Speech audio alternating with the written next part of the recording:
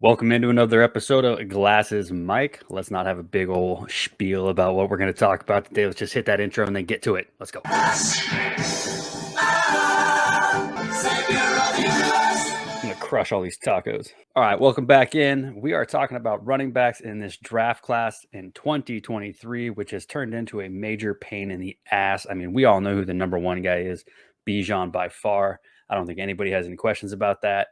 I don't think anybody's even going to be taking quarterbacks over Bijan. He's got a lot of talk about being up there with Saquon as far as a rookie prospect. I don't think he's exactly at Saquon level. I put him at more like when Zeke came out. They have very similar playing styles. Bijan runs a lot like Zeke kind of did.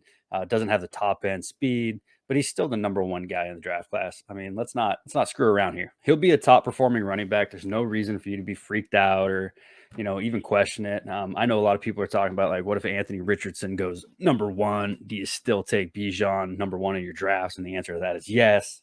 Don't screw around. If you got the 101, you're going Bijan, right? Unless, of course, I mean, there's a bunch of side shit you can go on that. But, like, if it's just standard up and you know who you're taking and you're in the draft, you're taking Bijan, enough to be said about it. Okay, so here's where it starts to get pretty fun in this draft is where you take this big pile of running backs. You have no clue how they're actually going to pan out in the NFL because they have size questions, they have production questions, they have all these question marks around them, but they have so many little things about them that make them interesting and intriguing, especially for fantasy football. Now, in the beginning of this, when I started evaluating some of these running backs, I wasn't 100% sure who my running back two was going to be in the class. And it wasn't because I didn't think Gibbs had it in him to do it. It was more along the lines of I didn't want to just believe everybody and just be like, boom, it's Gibbs, and then just take it for what it was. So I did a little research on it on my own. Gibbs is a little bit undersized. We all know that. I'm honestly a little surprised that A-Chain's getting so much heat for being 188 where he weighed in at. Probably going to play more like 185, at least, the first year, somewhere in that range. Gibbs comes in 199, 201. It was somewhere in that range, still smaller, right? And yes, it's a 12-pound difference in combine weigh-in. And so they're both probably going to play about like 190, 185, 195, somewhere in that range for Gibbs mostly. But there's still size concerns with these guys. So I don't understand why there was so much of a split until I started watching the film. And here's something that Gibbs gives that A-Chain can't really do, and it is the ability to line up outside, actually run a route, right? Not come out of the backfield, not just be a straight down the field kind of guy, but actually go out and actually run a route, a good slant route, a good dig route, a good out route. And Gibbs has that potential. Not only that, but he packs the breakaway speed that A-Chain also has. He ran a 4.36 at the combine. That's pretty damn good. And he also ran a 1.52 10-yard split, which means he's got burst, baby. This kid is going to get on a team, and you really got to hope it pans out that he ends up somewhere where they're not trying to run him up through the middle, into the tackles. He does have a tendency to bounce the ball outside. Some of my notes I've got here, he's a one cut and gone kind of guy. You put him in the zone scheme, which a lot of teams are running nowadays, and I think he'd be a great fucking fit because he could push you outside and you could just train him, teach him, develop him to hit that one cut, run and go. He didn't show to be the best at it in college. He more wanted to go outside, which that's going to screw him up in the NFL because even though you run a 4.36, linebackers in the NFL run 4.4s. So you're going to get chased down. If you can learn that one cut run and get into a zone scheme, I think he'd be a fucking amazing guy. RB1 potential there. That's not even bringing into consideration what he brings in on the receiving side of things. 44 catches last year, not a lot of yards on it, 444 yards. So he's not like catching the ball deep downfield or nothing like that. But that was almost a 13% target share at Alabama, which is pretty goddamn good. He had 926 rushing yards last year on 151 carries. That's pretty good too. 10 total touchdowns. I mean, he wasn't like a workhorse guy, but it's Alabama, so you got a lot of mouths to feed. He just shows that he has a lot of burst speed, a lot of potential. He does have some learning to do, and he is only 21 years old. But I still believe clear-cut RB2 in this class. No reason for me to start second guessing it anymore. No, I can jump on the bandwagon with everybody, and Gibbs should come off your draft boards as the second running back. Now, let's move. With this running back class, you ended up finding guys that you liked, and you either latched onto them and couldn't find a reason to not like them anymore, or you latched onto them and saw something finally that you were like, fuck, okay, I'm overlooking this. And then you brought that in, put it into your equation, and you realize, like, all right, end of the bucket of guys that are in this draft class that you're just stirring it up and pulling one out right now. But I got to pull Devin A-Chain out of that bucket and bring him to the forefront. I do believe in rookie drafts, he should be a number one rookie or a first round rookie pick. He has got plenty of speed to burn. 4.32 at the combine, 108 on his speed score, which means he's got all kinds of burst, all kinds of get it. One thing I did like about A-Chain and watching his film was that he did run streak routes. He did run wide receiver routes in his junior year. Last year, that kind of tailed off, and I think that had a little bit to do with Spiller leaving the year before in the draft. I think Spiller was taking over the between the tackles and all the running workload, and A-Chain was out running more routes. That probably led to him getting 24 receptions last year, his junior year, and 261 yards, but he was more out in the field running more routes. This past year, 36 catches, 196 receiving yards. That's pretty piss poor. That is a negative yard per target average, which means he was catching the ball behind the line of scrimmage on screens, check downs, things like that. They weren't really utilizing him in the passing game as much, but still 36 receptions shows that he can actually hold a little bit of a workload. He can run some screens for you. He can be a good check down guy and at least catch the ball. The yardage, I don't know. That feels like an enigma to me. A guy this much explosion, get him out in space, and he has 36 opportunities to do something and nothing really happened. I don't know. Is that trending or is that just outside of what the normal would be? 196 carries last year for 1,102 yards, 11 touchdowns. Good solid year. A-Chain just shows absolute burst. He's got a good patience at the line of scrimmage. He gets to the second level and he makes decisive, good vision decisions. Gets into the defensive backs and knows how to manipulate those guys to create longer runs than what he's given from his line. So A-Chain's got good vision. He is small, but he's patient. He's got awesome lateral quickness, can be used as a kick returner because of his speed. He's fast, not exactly elusive. He could burn one on you, but he's not exactly like Barry Sanders out there. He's not juking guys out of their shoes. He doesn't have like a signature spin move or anything like that. Plays much bigger than his 185-pound frame, or what I think he's going to play at 185, weighed in at 188 at the combine. But he does play a lot bigger than that. He does fight for yards. He's always falling forward. There's a play when he was playing against that big game against LSU towards the end of the game he didn't even have to play in. And he's just shoving the defensive back and carrying a linebacker an extra 2 or 3 yards.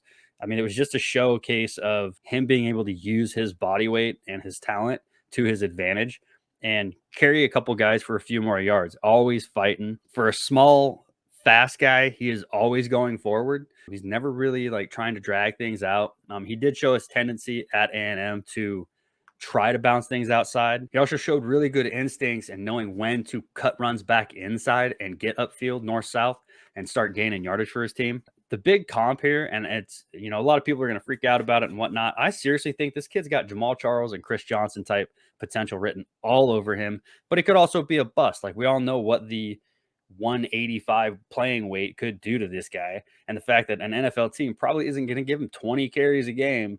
So we're going to kind of have to hope that he comes in, he shows out, he lands in a good spot. He starts showing that big playability. A coach gets him in the right kind of spots, gives him the right types of runs. A team isn't going to use him as like their focal point, but if he's on a team that's explosive or looking to get more explosive because of him, this would be a great pick for him. I think he's going to have decent draft capital. Rumors about him going in the second round, maybe third round, with how many running backs and really good players are in this draft could push him down a little bit. So it'll be interesting to see where A-Chain ends up at. Draft capital will play a big one in this. But if I'm the back end of my drafts in the first round, picks 10, 11, 12, and I'm picking between a litany of wide receivers, Josh Downs, Zay Flowers, guys who haven't really shown anything that puts them in that first round, and I can get a young 21-year-old running back with explosive speed and dynamic playmaking ability in the late first, I'm probably going to take a shot on that. I'd even take these guys over the tight ends that people are going to start trying to push up into the first round. And I don't even care if Will Levis is dropping all the way down there. I'm going to let him drop even further, and I would rather take A-Chain in that spot. That's going to get me to my next guy. And I can call my next guy Kendre, my guy, Miller.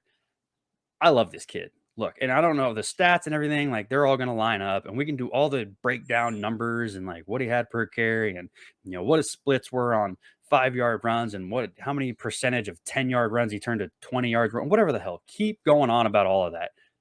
I just think he's going to be a damn efficient NFL runner, and it's how he runs the ball, how he sets his blocks up, the patience he shows, the vision he shows, the ability to make a quick cut, to just skinny himself up to gain an extra couple yards, put himself in a position where another blocker can come in and help him out. When he gets the ball, he looks like Le'Veon Bell. And I'm not saying he's Le'Veon Bell. I'm just saying in comparison, when you're watching him and you're seeing running styles, he has this patience at the line of scrimmage where he'll get in behind his line and let it develop. A few plays I watched in film where you could see he had a slight crease to the outside. And if he wanted to make that decision right away, he could have. Would have ended up in like a 3-yard run. Instead, he stayed patient, hand on the back of a lineman's butt, and just walked that lineman to the next gap he saw, which led him to getting the next block onto a linebacker, turned into a 12-yard run instead of a 3-yard run. And that's the vision I'm talking about. Those are the small little things in the NFL that when a running back can come in and keep an offense on track, on schedule by gaining 4, 5, 6 yards of carry, that's huge because that gives you a ton of options on second down. It puts you in a bunch of third to short situations. And those are easier to convert. It makes your offense very flexible. It doesn't shorten your playbook down. This kid is an on schedule type of guy. 224 carries last year for 1,399 yards, 17 touchdowns. That's a nose for the end zone.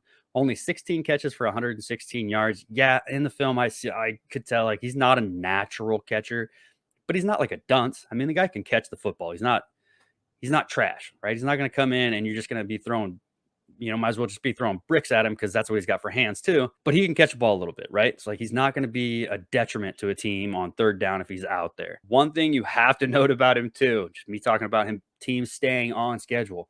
At TCU in his freshman year, he averaged 7.2 yards per carry. That was on 54 attempts. 83 carries in his sophomore year, 7.5 yards an attempt. 224 carries in his senior year, 6.2 yards a clip. That is fucking huge. Now, I'm not saying he's going to carry that over to the NFL, right? Bigger players, better players. He's not playing in the Big 12. He's going to be playing in like, I don't know, the AFC East or whatever the shit, right? They're going to be playing against NFL players now. So everybody's Alabama-ish. There's some teams you wouldn't put up there, right? Like the Texans. I think Alabama would probably beat the shit out of the Texans. Anyway, I'm getting off track. Miller shows an ability to be an effective every down back. He showed good chops at pass blocking, as all college running backs do. They're going to need to work on it. Some of my notes on here, because you got to throw out some negatives for him too. He will run high at times. I think he relies more on like being able to see everything. And with that, he doesn't get down under his pads when contact's coming in. But even with that, he still has a tendency to somehow bounce off of those. He has pretty decent balance contact. He's not a great zone guy. He does not show an ability to press the corner. And I think that's probably because of the way he runs patiently. And so it's not really like in his DNA to run like that. But he doesn't show a push to the corner to then get that one cut and create lanes. He's more of a running back that's going to sit back and let the play happen, which NFL coaches are really going to like because they're going to be able to stay on track with the plays they're calling. They know where they're going to go. It's going to end up leading into other plays. We all know how like play action plays off of things. So NFL coaches really like when NFL running backs aren't just out there freewheeling it and they're actually running the plays that are called so they can continue that pressure on defense. Again, he needs to stay consistent behind his pads. He has a signature spin move that I think is going to get him in trouble in the NFL. It may come in handy sometimes, but I think if he takes that, it's a little slow, right? It's not very like quick, decisive. He comes out of it a little off balance. I feel like it may have worked in college. I don't think it's going to work very well in the NFL. I hope it doesn't become something that he tries to carry over too damn much. His pro day was yesterday. I'm recording this today. He did not run.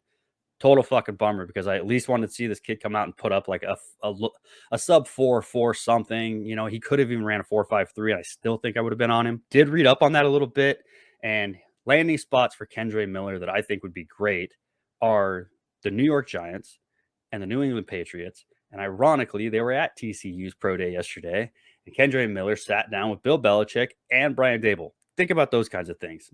Third round, New England takes on Kendre Miller. They lost Damian Harris. It's Stevenson and Miller now. And I wouldn't complain too much about that. I'd still be picking Kendre Miller. Probably not in the first round where I have him at right now. In the back late first with draft capital and where he lands, he could stay there. But I'm putting him there just based on the kind of player I like and where they're going to be and the fact that I hate the fucking wide receivers. That's going to take us into like, okay, the rest of these running backs, everybody else after Miller, in my opinion, right now, and I know I'm going to catch some flack over Charbonnet, but I watched film on Charbonnet, and man, I tell you what, the guy is like, he's just slow. He doesn't have a lot of agility. His quickness isn't really there. I watched the game against USC, and I was really left unimpressed. It wasn't the only game I watched, but after watching a few games and seeing how he plays, yes, in the NFL, he's probably going to be like prototypical and be a pounder and whatnot. And like he's going to land on a team. And sure, okay, like he ends up putting up the same type of stats as like Tyler Algier did last year. So yes, he's 1,000-yard running back and blah, blah, blah, blah. But he's going to have to end up in that situation where a team is willing to give him that many carries that, like Tyler Algier, he can just plod and plod. And I'm going to play, 14 fucking games and I'm going to make, I'm going to get like 75 yards a game or whatever the fuck it adds up to get 1,000. But it's not impressive and it's not really going to help you on your fantasy team. And especially with what you're probably going to have to invest in Charbonnet right now, which is going to be a first round pick. I've got him out of there, so I'm not going to fucking worry about it. But everybody else has him up in there, right? So you're going to end up having to spend a first round pick on Charbonnet. He's going to end up being a flex guy. And it's like, where the hell are you ever going to get that spot where you're like, boom, there's my RB2? Is Charbonnet really that guy? I personally don't fucking. So continuing on in this big bucket of players, I don't really care about Sean Tucker, Chase Brown, Zach Evans, or Roshan Johnson. Roshan intrigues me a little bit because he's such a big fucking back. He did play behind an elite talent who, of course, he's probably not going to overcome him, but he still shows big size, good speed, good vision. He's a decent running back. Like Brian Robinson last year is where I kind of compare him on, and that might even be a little bit more than what he should get. Need to do more research on Izzy, more on him and more on Tajay Spears because I don't really know a lot about these guys, but they've got good size. They look like they're probably going to end up on teams. Shit, I forgot to throw Bigsby in there too. I need more research on Bigsby. I know he was pretty high touted coming out of his second year, and then this last year he just kind of fell off a little bit. But I want to wonder if maybe that's a little bit of like just something happened with the team. They lost some offensive lineman to injury. Who knows? But Bigsby is another guy I want to look at. To me, these are the running backs you can consider in the first through the second round. Anybody that I didn't mention, I'm right now considering a third round guy, a dart throw guy. If you like him, go get him kind of guy like James Cook last year, Zamir White, those kind of guys. Putting everybody in there. So to wrap this up, it's a shit show, right? You get past Bijan, you get past Gibbs, and it is going to be what is your flavor? I think a lot of people are going to have A-Chain pretty high. I think a lot of people are going to have Charbonnet pretty high, which is kind of nice for me, but also a little bit disappointing.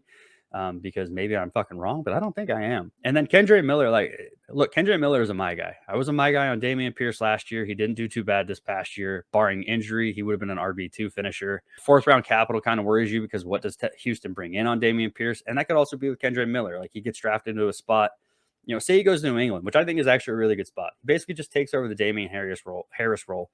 But you're also looking at a guy that when the fuck are you ever going to play him, right? It's a New England backfield again. Like you're hoping that there's some kind of like good split that like I'm getting 40% of New England's running game and it's Kendre Miller and that's a flex play. I'll play him. But it's still a pain in the ass. And I think a lot of these guys that we're drafting in the second round as running backs this year are going to be like this. I want to say they're dart throws and they are kind of dart throws. I just think the bullseye is a little bit bigger in the second round on some of these guys. Anyway, keep looking out. Make sure to hit the like button. Make sure to subscribe so you see all the stuff we're putting out. Tony and I will be putting out a shit ton of content this week. You got 2 Glasses mics coming your way. I know at least 1 Tank teaches and possibly 2 T1A collaborations with Tank and I. So follow up, boys. Keep doing your research. A rookie season is deep upon us right now. We got the draft in like 3 weeks or something like that. So shit's popping off. Get it all lined up. Keep tuned in. And hopefully I can get my mouth to work right on these next few videos we do. All right. This is Cranny, a.k.a. Glasses Mike. Signing out. We're gone.